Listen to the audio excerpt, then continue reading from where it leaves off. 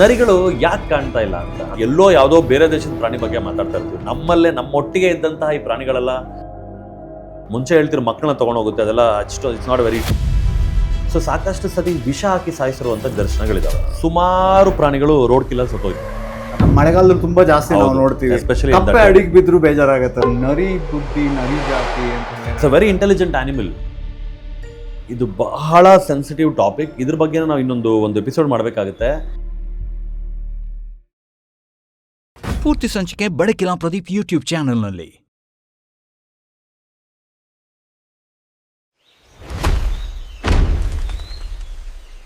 ನಮಸ್ಕಾರ, ಕಾಡಿನ ಕಥೆಗಳಿಗೆ ನಿಮ್ಮೆಲ್ಲರಿಗೂ ಕೂಡ ಸ್ವಾಗತ. ನಾನು ಬಡಕಿಲಾ ಪ್ರದೀಪ್. ನನ್ನ ಜೊತೆ ರಾಹುಲ್ ಆರಾಧ್ಯ ಅವರಿದ್ದಾರೆ, ಪರಿಸರ ತಜ್ಞರು. ಅವರನ್ನ ಮಾತಾಡ್ಸೋಣ. ಕಳ್ಸತಿ ಗುಬ್ಬಚ್ಚಿ ಬಗ್ಗೆ ಮಾತಾಡಿದ್ವಿ. ಈ ಸತಿ ಇನ್ನೊಂದು ಇದೇ ಥರದ, ಆದರೆ ನಾವು ಅದನ್ನು ಹೆಚ್ಚಾಗಿ ಕಾಣ್ತಿಲ್ಲ, ಕೇಳ್ತಿಲ್ಲ. ಅಫ್ಕೋರ್ಸ್ ನಾವೆಲ್ಲ ಹೆಚ್ಚು ಸಿಟಿಗಳಲ್ಲಿದ್ದೀವಿ, ಹಾಗಾಗಿ ಕಾಡು ಪ್ರಾಣಿಗಳನ್ನ ಜಾಸ್ತಿ ನೋಡಲ್ಲ, ಹಾಗೂ ಅವುಗಳ ಧ್ವನಿಗಳು ಕೂಡ ನಮಗೆ ಜಾಸ್ತಿ ಕೇಳಲ್ಲ. ಆದರೆ ನಾವೀಗ ಮನುಷ್ಯರಲ್ಲೇ ನಾಯಿ ನರಿಗಳನ್ನ ಕಾಣ್ತೀವಿ ಜಾಸ್ತಿ. ಆದರೆ ವನ್ಯಜೀವಿ ಆಗಿರುವಂತಹ ನರಿಗಳು ಯಾಕೆ ಜಾಸ್ತಿ ಕಾಣಿಸ್ತಿಲ್ಲ ಅನ್ನೋದು ಒಂದು ಪ್ರಶ್ನೆ. ಅದನ್ನ ರಾಹುಲ್ ಆರಾಧ್ಯ ಅವ್ರ ಹತ್ರ ಕೇಳೋಣ. ನಮಸ್ಕಾರ. ನಮಸ್ಕಾರ. ಸೊ ನರಿಗಳ ಕಥೆ ಏನು ಅಂತ. ಲಾಸ್ಟ್ ಎಪಿಸೋಡ್ ತರ ಸೇಮ್ ಕ್ವಶನ್. ಲಾಸ್ಟ್ ನರಿ ನೋಡಿದ್ ಯಾವಾಗ ತಾವು ಅಂತ ನೋಡಿದ್ ನೆನಪಿದ್ಯಾ? ಇಲ್ಲ. ಬೆಂಗಳೂರಿನ ಜನಕ್ಕೆ ತುಂಬಾ ಚೆನ್ನಾಗಿ ನೆನಪಿರುತ್ತೆ. ಹೊರಗಡೆ ಓಡಾಡೋರಿಗೆ ಯಾವುದೇ ರಸ್ತೆ ಇರ್ಬೋದು, ನೀವು ಕೋಲಾರದ ಮುಖಾಂತರ ರಸ್ತೆ ಇರ್ಬೋದು, ತುಮಕೂರು ಇರ್ಬೋದು, ಮಂಡ್ಯ ಮೈಸೂರು ರಸ್ತೆಗಳಾಗಿರ್ಬೋದು, ಕೇವಲ ತುಂಬಾ ವರ್ಷಗಳು ಇಲ್ಲ, ಕೆಲವೇ ವರ್ಷಗಳ ಹಿಂದೆ, ಒಂದು 10 ವರ್ಷದ ಮುಂಚೆ ತಾವು ರಸ್ತೆಯಲ್ಲಿ ರಾತ್ರಿ ಹೊತ್ತೆಲ್ಲ ಸಂಚಾರ ಮಾಡಿದ್ರೆ 100% chances where you will encounter a jackal. ನಾವು ನರಿ, ಗುಳ್ಳೆ ನರಿ ಅಂತ ಕರಿತೀವಿ, ಇಂಗ್ಲಿಷಲ್ಲಿ ಗೋಲ್ಡನ್ ಜಾಕಲ್ ಅಂತ ಕರಿತೀವಿ. ಕ್ಯಾನಿಡ್ ಅಂದ್ರೆ ನಮ್ಮ ನಾಯಿ ಜಾತಿಗೆ ಸೇರಿದಂತಹ ಒಂದು ಪ್ರಾಣಿ. ತುಂಬಾ ಕಾಮನ್. ಅಂದ್ರೆ ನಮ್ಮ ಭಾರತ ದೇಶದ ಎಲ್ಲಾ ಭಾಗಗಳಲ್ಲೂ, ಎಲ್ಲಾ ಗ್ರಾಮಗಳಲ್ಲೂ, ಸಿಟಿ ಔಟ್ಸ್ಕರ್ಟ್ಸ್ ಯಥೇಚ್ಛವಾಗಿ ಕಾಣ್ತಿದ್ದಂತ ಒಂದು ಪ್ರಾಣಿ. ಹೌದು, ತುಂಬಾ ವೆರಿ ಶೈ ಆನಿಮಲ್. ಅಂಡ್ ಜನರು ಸಹ ಸಾಕಷ್ಟು ನರಿಗಳಂತ ಹೇಳಿದ್ರೆ, ಈಗ ನಾನು ಚಿಕ್ಕವರಿದ್ದಾಗ ನಮ್ಮ ಹಳ್ಳಿಗೆ ಹೋದ್ರೆ ಎವ್ರಿ ಡೇ ವಿತೌಟ್ ಫೇಲ್ ಸಂಜೆ ನರಿಗಳು ಸದ್ ಮಾಡೋದನ್ನ ಕೇಳ್ಬೋದಾಗಿತ್ತು. Every day without fail. And suddenly ಎಲ್ಲೋ ಸದ್ದು ಸೈಲೆಂಟ್ ಆಗ್ಬಿಟ್ಟಿದೆ ಅಂತ. ಯಾಕಂತಂದ್ರೆ ನಾನು ಈ ಬಹಳಷ್ಟು ರೆಸ್ಕ್ಯೂಸ್ ಮಾಡ್ತಿದ್ದೆ ಬೆಂಗಳೂರಲ್ಲಿ. ಹಾಗೆ ಜೊತೆಗೆ ತುಂಬಾ ಹೊರಗಡೆ ಓಡಾಡ್ತಿದ್ವಿ. ಏನಾದ್ರು ಪ್ರಾಣಿ ಕಾಣುತ್ತಾ, ಏನಾದ್ರು ಹೊರಗಡೆ ಹೋಗ್ಬೋದ, ತುಂಬಾ ಹೊರಗಡೆ ಕಾಡಿನ ಪ್ರದೇಶಗಳು, ಗ್ರಾಮಾಂತರ ಪ್ರದೇಶಗಳಲ್ಲಿ ಬಹಳ ಓಡಾಡ್ತಾ ಇದ್ವಿ. ತುಂಬಾ ಅನಿಮಲ್ಸ್ ಕಾಣ್ತಿತ್ತು. ಅಂದ್ರೆ ಎಸ್ಪೆಷಲಿ ಜಾಕಲ್ಸ್ ಅಂತೂ was a every day thing. ಅಂದ್ರೆ ವಿತೌಟ್ ಫೇಲ್ ನಾವು ಹೊರಗಡೆ ಹೋದ್ವಿ ರಾತ್ರಿ ಹೊತ್ತು ಅಂದ್ರೆ ಜಾಕಲ್ ನೋಡಿದ್ರೆ ಬರ್ತಿರ್ಲಿಲ್ಲ. And it was a very sharp downfall. ಅಂದ್ರೆ ತುಂಬಾ ವೇಗವಾಗಿ, ತುಂಬಾ ಫಾಸ್ಟ್ ಆಗಿ ಅದರ ಸಂಖ್ಯೆ ಬಹಳ ಕ್ಷೀಣಿಸಿ ಕಡಿಮೆ ಆಗ್ಬಿಟ್ಟಿರುವಂಥದ್ದು. ಸೊ ಯಾರೋ ನನಗೆ ನೋಡುಗರು ಸಹ ಕಮೆಂಟ್ ಮಾಡ್ಬೋದು, ಯಾವಾಗ ಲಾಸ್ಟ್ ಅವರು ಜಾಕಲ್ನ ನೋಡಿದ್ದು ಅಥವಾ ನರಿಯನ್ನು ನೋಡಿದ್ದು, ಈಗ್ಲೂ ನೋಡ್ತಿದಾರಾ ಇಲ್ವಾ, ಏನು ಎತ್ತ ಅಂತ. ಅದೇ ನಾನು ನೋಡ್ತಾ ಇರೋದು ಇವಾಗ. ಅಂದ್ರೆ ಅನಿಮಲ್ಗೆ ಇದಾದಂಗ ಆಗುತ್ತೆ, ಮರ್ಯಾದೆ ತೆಗೆದಂತೆ. ಐ ಥಿಂಕ್ ಮನುಷ್ಯರ ಮರ್ಯಾದೆ ತೆಗೆಯೋದಕ್ಕಿಂತ ಹೆಚ್ಚು ಕರೆಕ್ಟ್ ಪ್ರಾಣಿಗಳ ಮರ್ಯಾದೆ ತೆಗಿತಿರ್ತಾರೆ. ಹೌದು, ಅದಕ್ಕೆ ಹೋಲಿಸಿದ್ರೆ. ಯಾಕೆ ಅಂತ ಹೇಳಿದ್ರೆ ಸಚ್ ಅನ್ ಇಂಟೆಲಿಜೆಂಟ್ ಅನಿಮಲ್. ಕತ್ತೆ ಅಂತೀವಿ, ಬಟ್ ಕತ್ತೆ ಅಷ್ಟು ನಾಜೂಕಾದ ಪ್ರಾಣಿ, ಹಾರ್ಡ್ ವರ್ಕಿಂಗ್ ಪ್ರಾಣಿ ಎಲ್ಲೂ ಇಲ್ಲ. ಸೊ ಇಫ್ ನೀವೆಲ್ಲ ಕತ್ತೆ ಸಾಕಿದ್ರೆ ನೀವು ತಾವು ನೋಡ್ಬೋದು, ಅದು ಮಲ ಮೂತ್ರನ ಒಂದೇ ಕಡೆ ಮಾಡುತ್ತೆ, ಎಲ್ಲಾ ಕಡೆ ಮಾಡಲ್ಲ. ಅದಿರೋ ಜಾಗದಲ್ಲಿ ಒಂದು ಕಡೆಯಲ್ಲಿ ಮಾತ್ರ ಮಾಡುವಂಥದ್ದು. It's a very very clean animal. So ಹಾಗಿರ್ತಕ್ಕಂಥದ್ದು. ನರಿಗಳು ಯಾಕೆ ಕಾಣ್ತಾ ಇಲ್ಲ ಅಂತ ಅಂದ್ರೆ, ಈಗ ನಾವು ಯೋಚನೆ, ಎಲ್ಲೋ ದೂರದಲ್ಲಿ ಯಾವುದೋ ಪ್ರಾಣಿಗಳು ಕೆಲವೆಲ್ಲ ಸಾವಿರ ಇದೆಯಂತೆ, ಇನ್ನ ಎಂಡೇಂಜರ್ಡ್ ಸ್ಪೀಶೀಸ್ ಆಗಿದಾವಂತೆ, ಅಳಿವಿನ ಅಂಚಿಗೆ ನೂಕ್ಬಿಟ್ಟಿದೀವಿ ಅಂತ ಎಲ್ಲೋ ಯಾವುದೋ ಬೇರೆ ದೇಶದ ಪ್ರಾಣಿ ಬಗ್ಗೆ ಮಾತಾಡ್ತಾ ಇರ್ತೀವಿ. ನಮ್ಮಲ್ಲೇ ನಮ್ಮೊಟ್ಟಿಗೆ ಇದ್ದಂತಹ ಈ ಪ್ರಾಣಿಗಳೆಲ್ಲ ಕಣ್ಮರೆ ಆಗ್ತಾ ಇರೋದನ್ನ ಯಾರು ಗಮನ ಕೊಡಲ್ಲ. ಈಗ ನಾವ್ ಏನಾದ್ರು ಟಿವಿಯಲ್ಲಿ ಬಂದ್ರೆ, ಅಥವಾ ನಾವು ಪುಸ್ತಕದಲ್ಲಿ ಓದಿದ್ರೆ, ಅಥವಾ ಎಲ್ಲಾದ್ರೂ ಒಂದು ಇನ್ಸ್ಟಾಗ್ರಾಮ್ ಅಲ್ಲಿ ಬಂದ್ರೆ ಮಾತ್ರ ನೋಡೋ. ಇಲ್ಲ ಅಂದ್ರೆ ವಿ ಡೋಂಟ್ ರಿಯಲಿ ಫೋಕಸ್. ಈಗ ನಿಜವಾಗ್ಲೂ ಕೂತು ಯೋಚನೆ ಮಾಡಿದ್ರೆ ಯಾಕಪ್ಪ ಆಯ್ತು ಅಂತ ಹೇಳಿದ್ರೆ, ಅದಕ್ಕೆ ಮುಖ್ಯ ಕಾರಣಗಳು ಸುಮಾರಿದಾವೆ. ಎಲ್ಲಿರ್ತಿದ್ವು ಈ ನರಿಗಳು ಅಂತ? ಸಾಮಾನ್ಯವಾಗಿ ಕಾಡೊಳಗೆ ಎಲ್ಲಾ ಪ್ರಾಣಿಗಳು ಇರ್ತಿದಂತ ಇಲ್ಲ.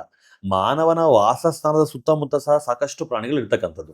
ಮುಂದೆ ಬೆಂಗಳೂರು ಬೆಳವಣಿಗೆ ಆಗಿತ್ತು ಸಹ, ಇನ್ನು ಜೋರಾಗಿ ಬೆಳವಣಿಗೆ ಆಗ್ತಾ ಇದೆ ಸಹ. ಈ ಮಧ್ಯದಲ್ಲಿ ಏನಾಯ್ತಪ್ಪ ಅಂತ ಹೇಳಿದ್ರೆ, ತುಂಬಾ ಓಪನ್ ಲ್ಯಾಂಡ್ಸ್, ಈ ಸಬ್ಬರ್ಬ್ ಏರಿಯಾಸ್, ನಾವು ಬೆಂಗಳೂರಿಂದ ಹೊರಗಡೆ ಹೋಗ್ತಿರೋಂಥ ಗ್ರಾಮಾಂತರ ಪ್ರದೇಶಗಳು, ಎಲ್ಲೆಲ್ಲಿ ಓಪನ್ ಲ್ಯಾಂಡ್ಗಳಿದೆ, ಎಲ್ಲೆಲ್ಲಿ ಏರಿಯಾಗಳಿದೆ, ಈ ಏರಿಯಾಗಳೆಲ್ಲ ಏನಾಗ್ತಾ ಇದೆ ಅಂತ ಹೇಳಿದ್ರೆ, ಒಂದು ಭಯ. ನರಿ ಬಂದು ಮನುಷ್ಯರಿಗೆ ಏನೂ ತೊಂದರೆ ಕೊಡೋದಿಲ್ಲ, ಯಾಕಂದ್ರೆ ಬಹಳ ಸಣ್ಣ ಪ್ರಾಣಿ ಅದು. ಮುಂಚೆ ಹೇಳ್ತಿರೋ ಮಕ್ಕಳನ್ನ ತಗೊಂಡೋಗುತ್ತೆ, ಅದೆಲ್ಲ it's not very true thing. But second is ತುಂಬಾ ಕೋಳಿಗಳನ್ನ ಕದಿಯುತ್ತೆ ಅನ್ನೋದೊಂದಿತ್ತು. ಸೊ ಸಾಕಷ್ಟು ಸತಿ ವಿಷ ಹಾಕಿ ಸಾಯಿಸಿರುವಂತ ದರ್ಶನಗಳಿದಾವೆ. ಒಂದು. ಎರಡನೇದು, ಅತಿ ಮುಖ್ಯ ಕಾರಣ ಬಂದು ಅದರ ವಾಸಸ್ಥಾನ ಹಾಳಾಗಿರುವಂಥದ್ದು. ಒಂದು ಮೊದಲು ಆಕ್ಚುಲಿ ವಾಸಸ್ಥಾನ ಹಾಳಾಗಿರುವಂಥದ್ದು ಮೊದಲನೇ ಕಾರಣ ಆಗುತ್ತೆ. ಅದು ಬದುಕಿದಂಥ ಸಣ್ಣ ಸಣ್ಣ ಜಾಗಗಳು, ಊರಿನೊಳಗಿರುವಂಥ ಎಲ್ಲೋ ಒಂದು ಒಂದು ಸಣ್ಣ ಗೋಮಾಳದಲ್ಲಿರೋ ಕಲ್ಲುಗಳ ಮಧ್ಯೆ ಇರ್ತಾ ಇದ್ದಂಥದ್ದು, ಈ ಥರದ್ದೆಲ್ಲ ವಾಸಸ್ಥಾನಗಳು ನಾಶ ಆಗ್ತಾ ಇದೆ. ಸಿಟಿ ಬೆಳೀತಾ ಇದ್ದಂಗೆ ಸಣ್ಣ ಪುಟ್ಟ ಜಾಗಗಳೇನಿತ್ತು ಇದನ್ನೆಲ್ಲ ಸಣ್ಣ ಪುಟ್ಟ ಇಕೋಸಿಸ್ಟಮ್ಸ್, ಹ್ಯಾಬಿಟ್ಯಾಟ್ಸ್ ನಾಶ ಆಗ್ತಾ ಇರೋದು ಒಂದು ಮುಖ್ಯ ಕಾರಣ. ಎರಡನೇದು ಬಂದ್ಬಿಟ್ಟು ಇದು ಈ ಥರ ವಿಷ ಹಾಕಿ ಕೊಲ್ಲುವಂಥದ್ದು. ಮೂರನೇದು ಅತ್ಯಂತ ಮುಖ್ಯವಾದ ಕಾರಣ ರೋಡ್ ಕಿಲ್ಸ್, ಅಂದ್ರೆ ಆಕ್ಸಿಡೆಂಟ್ ಆಗಿ ಸಾಯ್ತಕ್ಕಂಥದ್ದು. ಇದು ಎಷ್ಟು ಮಟ್ಟಿಗೆ ಅಂತ ಹೇಳಿದ್ರೆ, ಅದು ಹಾವುಗಳ ಬಗ್ಗೆ ಕೂಡ ಹೌದು. ನಾನು ನೆಕ್ಸ್ಟ್ ಹಾವುಗಳ ಬಗ್ಗೆ ಮಾತಾಡಿದಾಗ ಹೇಳ್ತೀನಿ. ಸಾವಿರಾರು ತುಂಬಾ ಅಯ್ಯೋ ನನ್ನ ಕಾರ್ಗೆ ಟೇಕನ್ ಅಂದ್ರೆ ತುಂಬಾ I am very careful usually. ಮತ್ ನಂಗೆ ಒಂದು ಚಿಕ್ಕ ಕಪ್ಪೆ ಅಂದ್ರೆ ಮಳೆಗಾಲದಲ್ಲಿ ತುಂಬಾ ಜಾಸ್ತಿ ನಾವು ನೋಡ್ತೀವಿ, ಎಸ್ಪೆಷಲಿ ಅಡಿಗೆ ಬಿದ್ರು ಬೇಜಾರಾಗತ್ತೆ, ಕಣ್ಣೀರು ಬರುತ್ತೆ. ಖಂಡಿತ ಸುಮಾರು ಪ್ರಾಣಿಗಳು ರೋಡ್ ಕಿಲ್ಲರ್ ಸತ್ತೋಯ್ತು. ಅಂದ್ರೆ ಇಟ್ಸ್ ನಂಬರ್ಸ್. ಬಿಕಾಸ್ ಏನಾಗುತ್ತೆ, ನಮ್ಮ ರಸ್ತೆಗಳು ಬೆಳವಣಿಗೆ ಆಗ್ತಾ ಇದ್ದಂಗೆ the speed of the vehicle increases. ಈಗ ನಾವು ಈ ಮೈಸೂರು ಎಕ್ಸ್ಪ್ರೆಸ್ ಹೈವೇ ಏನಾದ್ರು ಪ್ರಾಣಿ ಅಡ್ಡ ಮರ ನಿಲ್ಸಕ್ಕಾಗುತ್ತೆ? 100% ನಾಟ್ ಪಾಸಿಬಲ್.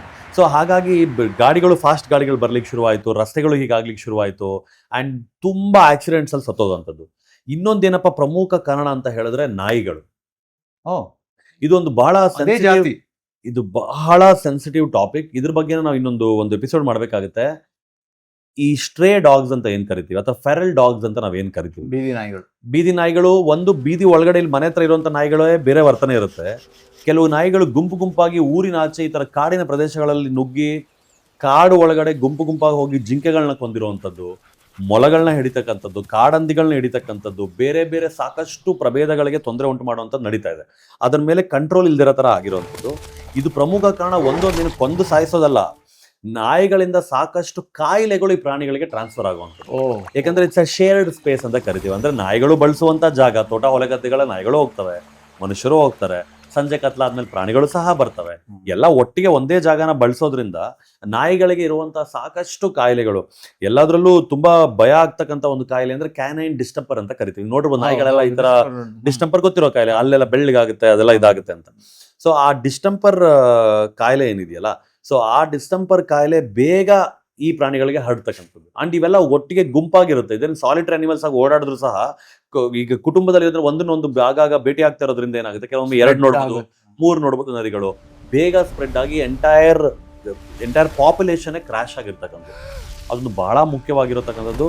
ಈಗ ನಾನು ಹೇಳ್ತಾ ಇದ್ದಾಗೆ, ಒಂದು ನಮ್ಮ ನಾಯಿಗಳಿಂದ, ಬೀದಿ ನಾಯಿಗಳಿಂದ ಹೋಗ್ತಕ್ಕಂಥ ಕಾಯಿಲೆಗಳು, ಎರಡನೇದು ರೋಡ್ ಕಿಲ್ಸ್, ಮೂರನೇದು ಅದಕ್ಕೆ ಮುಖ್ಯವಾಗಿ ಇರ್ತಕ್ಕಂತಹ ಓಪನ್ ಏರಿಯಾಸ್ ನಾಶ ಆಗಿರ್ತಕ್ಕಂಥದ್ದು. ಇವೇ ಪ್ರಮುಖ ಕಾರಣಗಳು ನಮ್ಮಲ್ಲಿ ನರಿಗಳ ಸಂಖ್ಯೆ ಬಹಳಷ್ಟು ಕ್ಷೀಣಿಸಿರುವಂಥದ್ದು. ಸೊ ನಾನು ಅದೇ ಆಗ್ಲೇ ಹೇಳ್ತಂಗೆ ಮತ್ತೆ ರಿಪೀಟ್ ಮಾಡ್ತೀನಿ, ಎಲ್ಲಿ ನಾವು ಎಲ್ಲೋ ಯಾವುದೋ ದೂರದ ದೇಶದಲ್ಲಿ ಎಲ್ಲೋ ಹೇಳೋದಕ್ಕಿಂತ ನಮ್ಮ ಸುತ್ತಮುತ್ತಲೇ ಆಗುವಂತ ಬದಲಾವಣೆಗಳಿಗೆ ಗಮನ ಕೊಡಬೇಕಾಗಿ ಬಂದಿದೆ ಪರಿಸ್ಥಿತಿ, ಅನಿವಾರ್ಯತೆ ಇದೆ. ಅಂಡ್ ಹೀಗೆ ಹೋಗ್ತಾ ಹೋಗ್ತಾ ಲೋಕಲಿ ಎಕ್ಸ್ಟೆನ್ಷನ್ ಆಗ್ಬಿಡುತ್ತೆ. ಅಂದ್ರೆ ಲೋಕಲಿ ಎಕ್ಸ್ಟೆನ್ಷನ್ ಅಂದ್ರೆ ಈ ಏರಿಯಾಲಿ ಇಲ್ಲ, ಯಾವತ್ತೂ ಇನ್ ಮುಂದಕ್ಕೆ ಬರ್ದಿರೋ ತರ ಆಗುವಂತ ಪರಿಸ್ಥಿತಿಗಳು ಸಾಕಷ್ಟು ಈಗ ಆಲ್ರೆಡಿ ಪಿಕ್ಚರ್ ಅಲ್ಲಿ ಇದೆ, ಬಟ್ ನಮ್ಮಲ್ಲಿ ಇರಲ್ಲ. ಕರೆಕ್ಟ್, ಲೋಕಲಿ ಎಕ್ಸ್ಟೆಂಟ್ ಆಗುವಂತ ಪರಿಸ್ಥಿತಿಗಳು ಈಗ ಆಲ್ರೆಡಿ ಆನ್ ಇಟ್ಸ್ ವೇ, ಎಲ್ಲೋ ಆಗೋಗಿದೆ ಸಹ ಅನ್ಸುತ್ತೆ ನನಗೆ ಕೆಲವು ಭಾಗಗಳಲ್ಲಿ. ಬಟ್ ನರಿ ಬುದ್ಧಿ, ನರಿ ಜಾತಿ ಅಂತ ಹೇಳಿದ್ರೆ it's a very intelligent animal, ಬಹಳ ಚುರುಕಾದಂತಹ ಪ್ರಾಣಿ. ಆತರ ಬಂತು ಅಲ್ಲ, ಯಾಕೆ ಅಂತ ಹೇಳಿದ್ರೆ ಇಟ್ಸ್ ಅ ವೆರಿ ಆಪರ್ಚುನಿಟಿಕ್ ಫೀಡರ್. ಅಂದ್ರೆ ಏನಂದ್ರೆ ಆಪರ್ಚುನಿಸ್ಟಿಕ್ ಫೀಡರ್ ಅಂದ್ರೆ ಅದು ಸತ್ತಿರುವಂತ ಪ್ರಾಣಿಗಳನ್ನ ಕತ್ಕೊಂಡು ಹೋಗುತ್ತೆ. ಅಂದ್ರೆ ಫಾರ್ ಎಕ್ಸಾಂಪಲ್, ಅದೊಂದು ಚಿರತೆ ಒಂದು ಪ್ರಾಣಿನ ಅಲ್ಲಿ ಬಿಟ್ಟು ಹೋಗಿರುತ್ತೆ, ಅದು ಹೋಗಿ ತಿನ್ನುವಂಥದ್ದು. ಹಾಗೆ ಹೊಲ ಗದ್ದೆಗಳ ಹತ್ರ ಕೋಳಿಗಳನ್ನ ಹಿಡಿಯುವಂತ. It's a very very intelligent. ನನ್ನ ಕೇಳಿದ್ರೆ ತುಂಬಾ ಇಂಟೆಲಿಜೆಂಟ್ ಪ್ರಾಣಿ ಅದು. ಅಂದ್ರೆ ಹೊಗಳೋದಕ್ಕೆ ಯೂಸ್ ಮಾಡ್ಬೇಕು, ಆಕ್ಚುಲಿ ಬೈಯೋದಕ್ಕೆಲ್ಲ ಹೊಗಳೋದಕ್ಕೆ ಯೂಸ್ ಮಾಡ್ಬೇಕು. ಯಾಕಂದ್ರೆ ಅಷ್ಟು ನಾಜೂಕಾದಂತಹ ಒಳ ಇಂಟೆಲಿಜೆಂಟ್ ಪ್ರಾಣಿ. ಸೊ ಹೊಲ ಗದ್ದೆಗಳ ಪಕ್ಕದಲ್ಲಿ ಮಾನವನ ಜೊತೆನೇ ಅದರ ಜರ್ನಿ ಇತ್ತು. ಬಟ್ ಆದ್ರೆ ಈಗ unfortunately because we have taken over their space, ಅದರ ಜಾಗವನ್ನು ನಾವು ಕಬಳಿಸಿರೋದ್ರಿಂದ ಅದಕ್ಕೆ ಜಾಗ ಇಲ್ದಂಗೆ ಆಗಿದೆ. ನಾವೆಲ್ಲರೂ ಕೂಡ ಅಂದ್ರೆ ಒಂದೊಂದೇ ಪ್ರಾಣಿಗಳನ್ನ ಕಳ್ಕೊಳ್ತಾ ಇದ್ದೀವಿ, ನಮ್ಮ ಸಂಖ್ಯೆ ಜಾಸ್ತಿ ಆಗ್ತಾ ಇದೆ. ಆದ್ರೆ ಕೆಲವೊಂದು ಪ್ರಾಣಿಗಳು ಅಥವಾ ಕೆಲವೊಂದು ಪಕ್ಷಿಗಳು ಅತಿಯಾದ ಸಂಖ್ಯೆಯಲ್ಲೂ ಕೂಡ ಬೆಳೀತಾ ಇದ್ದಾವೆ ಅಂತ ಅನ್ನೋದು ಕೂಡ ಹೌದು. ಆ ಬ್ಯಾಲೆನ್ಸ್ ಎಲ್ಲೋ ತಪ್ತಾ ಇದೆ.